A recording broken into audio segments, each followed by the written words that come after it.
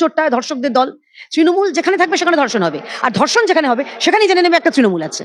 তো উভয়ের পরিপূরক। তো নারী সুরক্ষা এই রাজ্যে দাঁড়িয়ে একটা খুব বড় ইস্যু। এ তো দেখছি চোরের মায়ের বড় গলা।